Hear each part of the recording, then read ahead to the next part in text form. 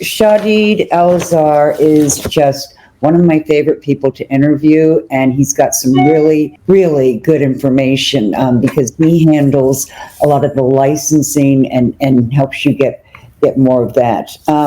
Shadid is you're based in Maryland, right, Shadid? As far as I can remember, and you had a really interesting story, and I want to get to some questions in a few minutes. But I wondered if you could tell people about how you got this ability, because it's an interesting story going from your experience in the Navy to coming up with this. Would you share that with us? Yes. First of all, thank you to all who are tuning in. Everyone has a book inside of them, whether they are aspiring or current, whether you are self-published or working with a publisher.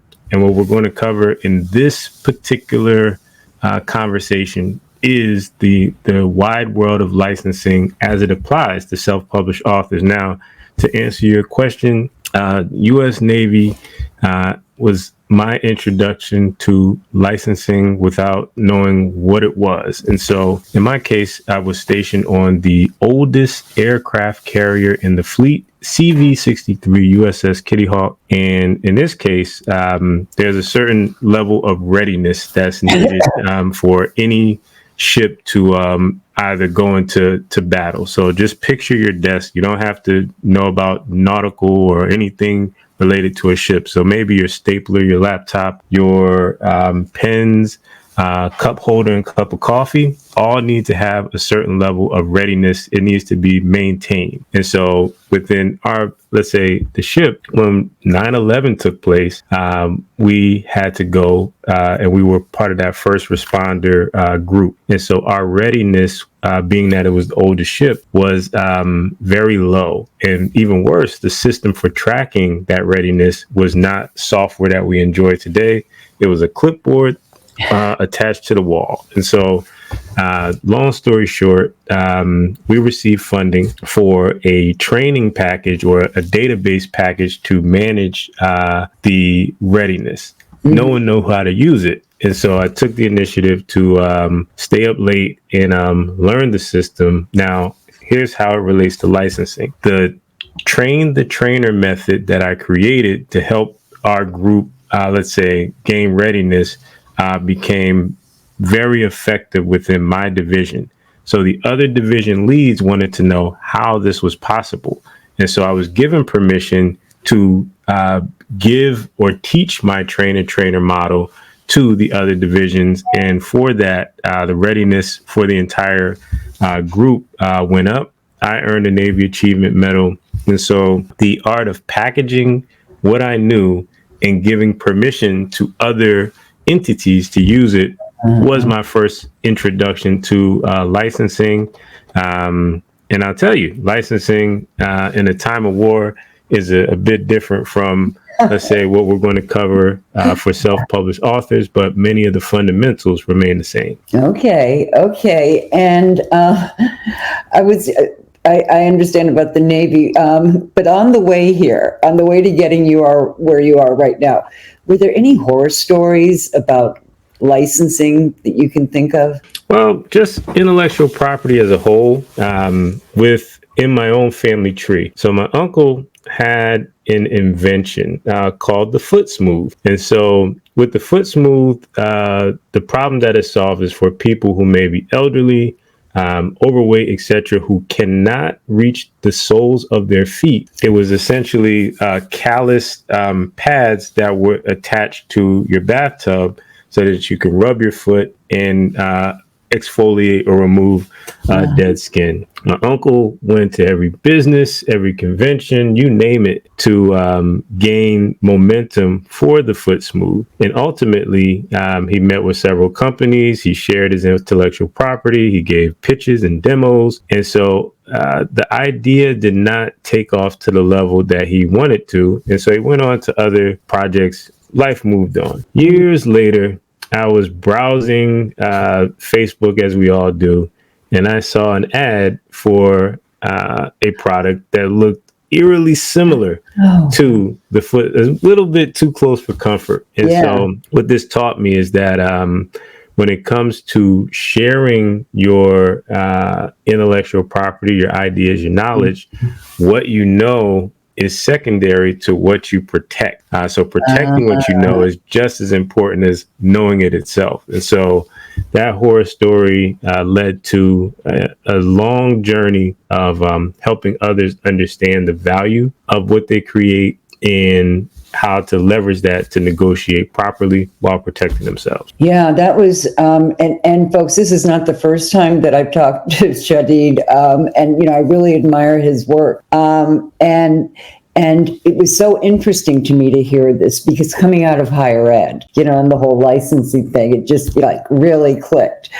So could you just put it into plain English about what licensing is? Licensing is granting permission to an outside entity to use your creation, your knowledge that is packaged in a way that benefits them. So what this means is you may have a book, for example, and you've written the book. The book is written and you have an entity that has a target audience that is the same as your ideal reader. Okay. So instead of selling the book one-to-one, meaning you have a booth at a fair, you have a booth at an event, you're able to partner with the entity and sell your books at scale. So the benefit in plain English is that you're able to give your target audience that they serve and support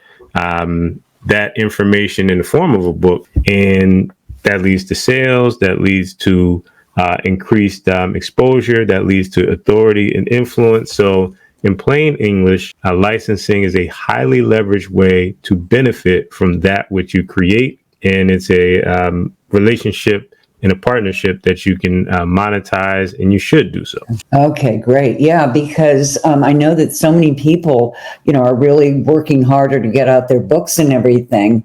But just coming out of that higher ed position, I think about how things got misused, how people didn't protect themselves and do things like that. So what are some of the things that, let's say it's an author, or a book writer. What are some of the things what are examples of content marketing, that is not realized? Well, when we've all been to church at least once or twice in our lives. And so what I want you to consider is that licensing is all around you, meaning when you sit in the rows at your local church and you notice that there may be a Bible of some sort, or a hymn book of some sort, ask yourself, does your pastor or your rabbi publish those particular holy texts? The answer is no. And so the question is, how did those books get there? And so let's say within religion as a whole is one of the heaviest users of licensing strategy, and that there are publishers that provide holy text to churches around the world. And this happens every day. Every Bible that you've ever read is not written by the pastor. I'll give you another one. You mentioned higher ed, which is another common example. All of us have been through some form of schooling, either at, say, elementary or secondary or graduate level education. And so, again, when you open your science, English, foreign language books, your professors did not publish those books. And so there are companies that exist, and licensing is so lucrative that companies exist for the sole purpose of partnering with educational institutions and being a official learning or educational provider for those institutions. Okay, so let's say that I have a product or a book. Let's just make it a book, sure. and I want to license it. What would you tell me is the first thing I should do? Well, if I'm looking to license my book, the first thing I would do, so this is similar to, let's say, a dog barking at the moon or trying to throw a rock and hit the moon. Meaning, if you don't have the relationships, if you don't understand how licensing works, here's exactly what I would do. I would first teach my book to my audience, meaning through the magic of StreamYard or Zoom or other let's say video conferencing software, I would host recurring sessions where I teach my book. You can also stream to YouTube or build a YouTube channel around the teaching of this book. So you can have this done. If we look at a 12-month calendar year, you can break these teaching sessions into cohorts. So cohort 1 may be, let's say, 12 weeks, where you walk through each chapter, you provide supplementary material, and you gather feedback. And so what this does is it brings your book to life in the eyes and ears of your target audience. And so where licensing tends to occur is in, let's say, exceptional service delivered to your target audience, meaning someone who is within that particular cohort, they all have to go to work somewhere. And so when they go to work at the Monday meeting or the Tuesday meeting, there's going to be a discussion about gaps and needs within the organization that your book could potentially fill. Now, if you're a person who is, let's say, has a spiritual expertise or fitness or mental health, oftentimes those groups tend to disqualify themselves and say, well, licensing would not be for me.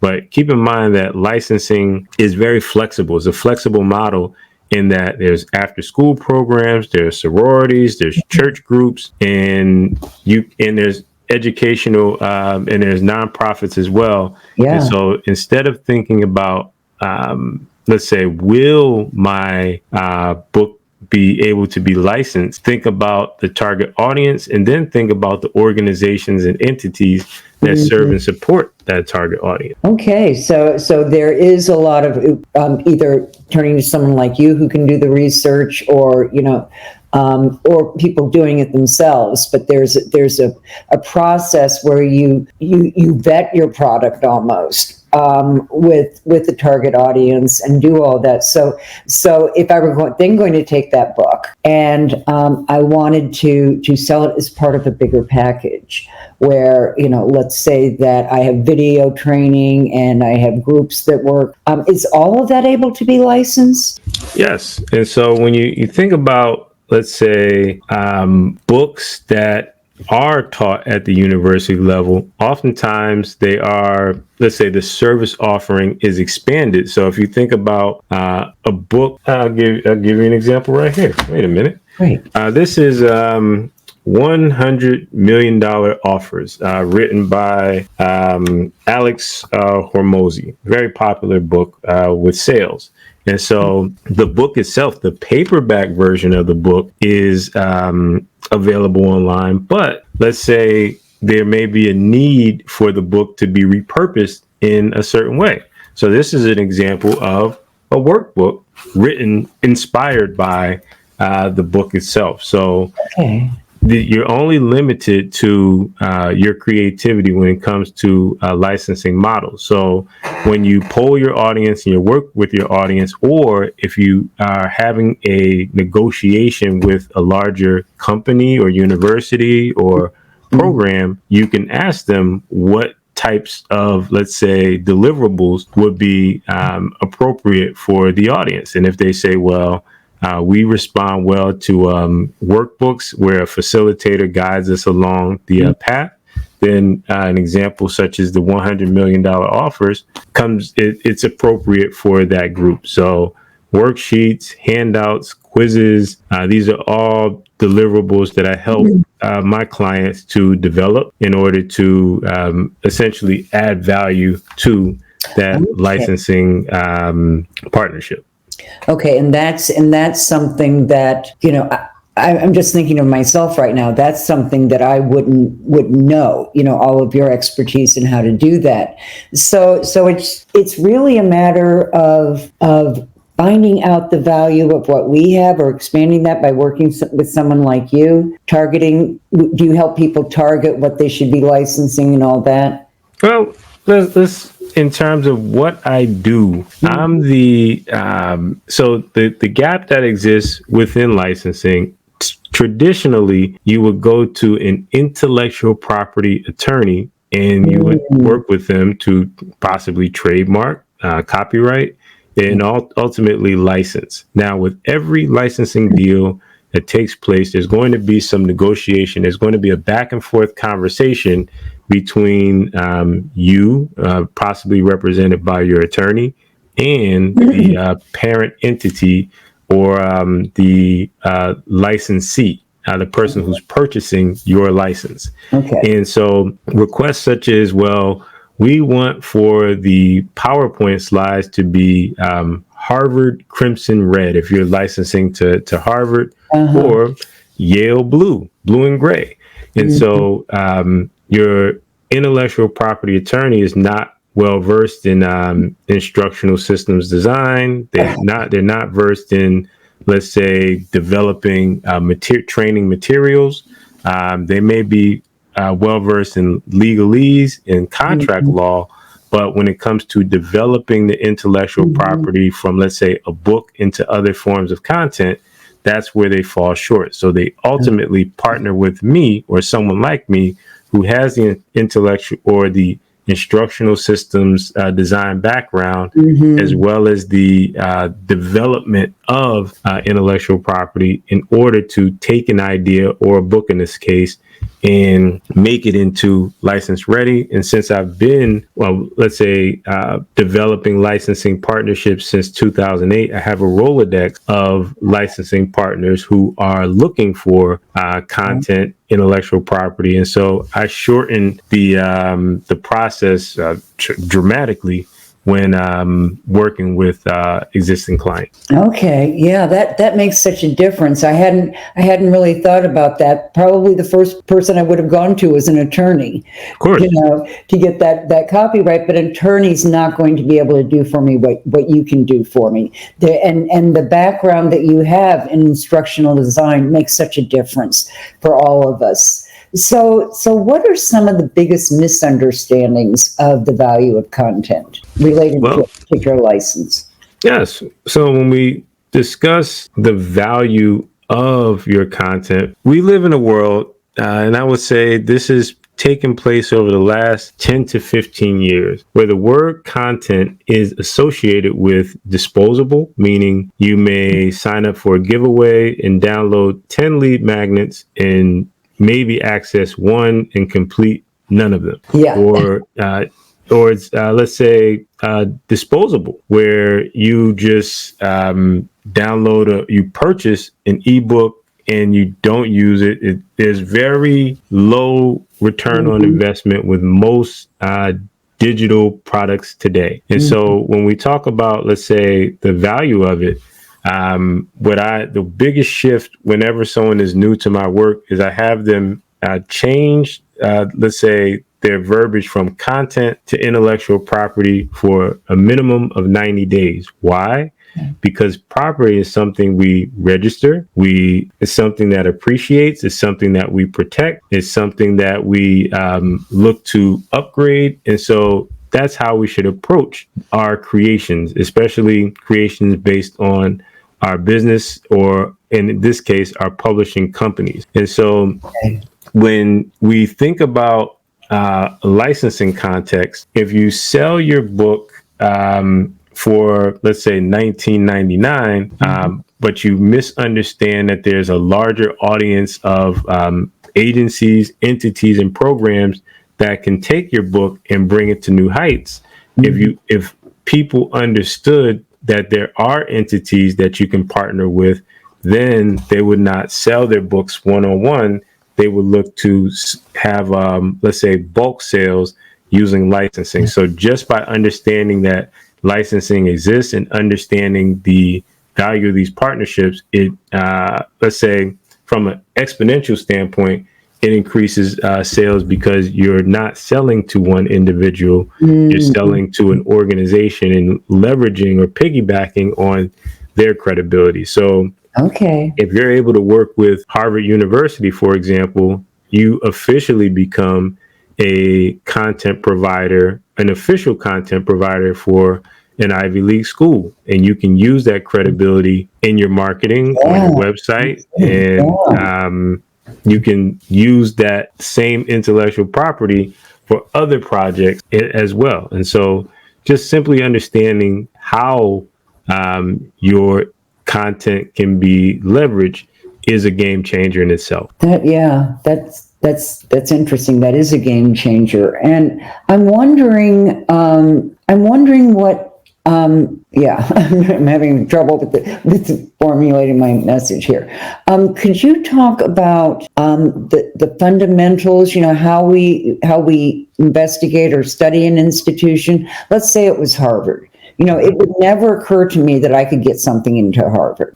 So when people come to you, you know, and do they normally have an idea of where they want it to be, or you help them understand where that licensing could take place? Well, I'm not the biggest believer in cold calling universities and agencies to say, I have material that's available. I think the highest leverage way to approach this is to optimize what you have in the relationships that you have. If we say, okay, we're not going to cold call, you know, Harvard University, right? But you look through your audience, you look through your readers, you look through your database, and you find the common, let's say, threads or the common relationships to a Harvard University. Then you can start to build those relationships. So I wouldn't start with a specific university in mind. If one licensing partnership, no matter who it's with, can change your life. And so if I was to partner with, let's say, a little known Fortune 500 company that has the budget to support my the program that I build around my book, I'm not necessarily concerned about whether it's a specific university or not. Now, the other side of that is if you want to be the official provider of, let's say, Ivy League universities, then that's where, let's say, the answer to your question comes in, is you want to get on the radar of that particular university. And so that may start with sending, let's say, you can research through LinkedIn, you can research using various cold call and cold email tools that exist out there, and find the individual and send them a copy of your book. And with that copy of the book, you want to mention that you have corporate training available and you like to start that discussion. So if I was going to go in that direction, if I wanted to be the official service provider, educational provider, then I would look to, first of all, be specific and find out who the person in charge is. I would give them a copy of my book, followed by the understanding that my book is available as a curriculum or training or as a program, and you'd like to discuss licensing and training opportunities. Okay, so you're not going in cold. You're doing your research, understanding what's available, and then finding the people to maybe network with to get in. Okay, so yeah, that makes a lot of sense to me. You know, I was part of the Jesuit net. Oh, sorry, I don't know how that happened. I was part of the Jesuit. You know, there are so many of the Jesuit universities, and I was just thinking, you know, if I were going to do something like that, you know, here in Northeast Ohio, higher education is the second biggest industry. So just visiting some of those places and finding the faculty that might be interested, trying to network in that way. Oh, well, the fact that you were already part of this network already gives you a head start.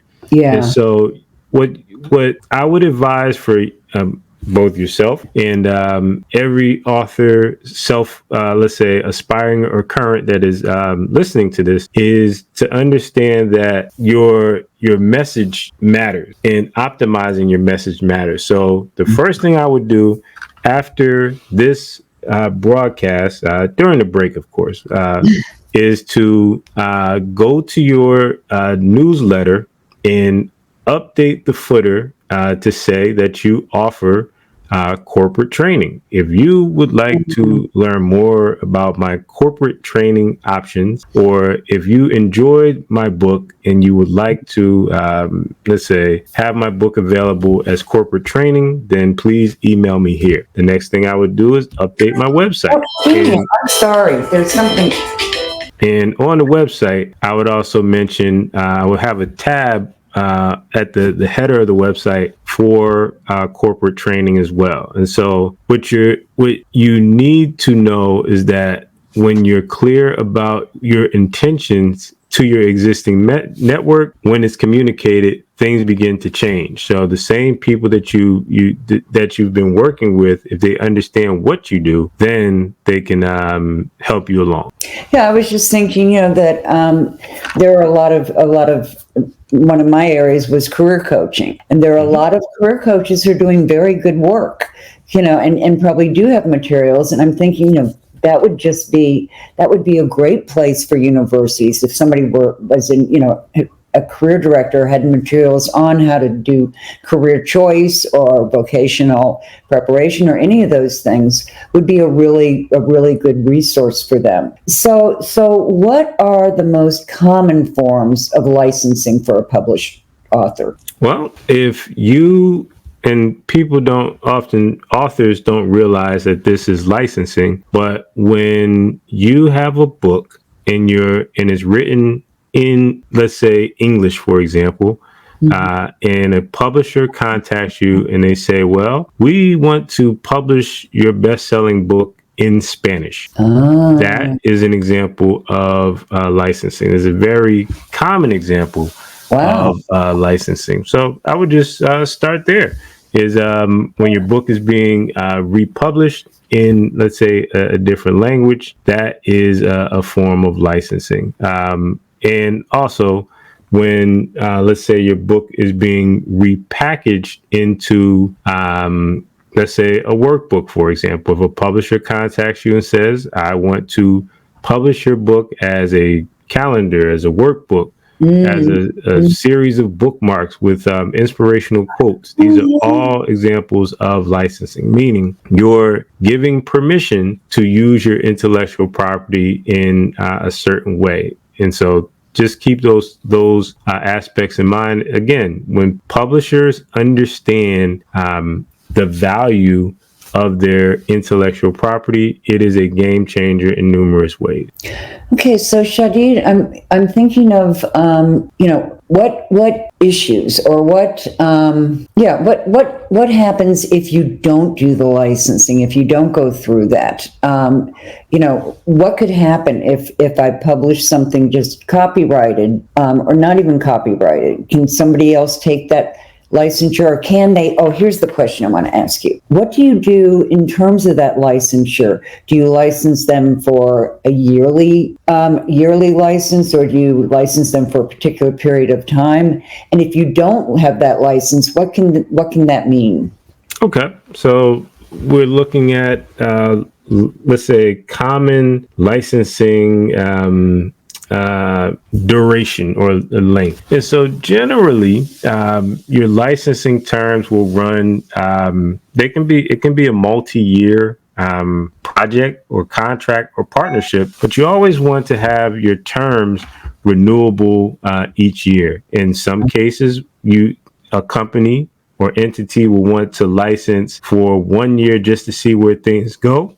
Mm-hmm. But you want to have check-in points within that given year. So you'll see in most cases a licensing agreement run for 1 year, whereas established licensing partners are able to set up multi-year. So if you're just starting, 1 year is where you will typically see your licensing agreements run. I would say all licensing agreements are in writing, and they tend to be contracts. So you won't necessarily you won't see examples where you have a book and someone has taken the book into a learning institution or agency, so on and so forth, and just started to teach the book to a class. And many cases they will get in touch with the publisher because there's huge penalties in lawsuits that can come about if, let's say, a book is taught outside of the agreements of that license.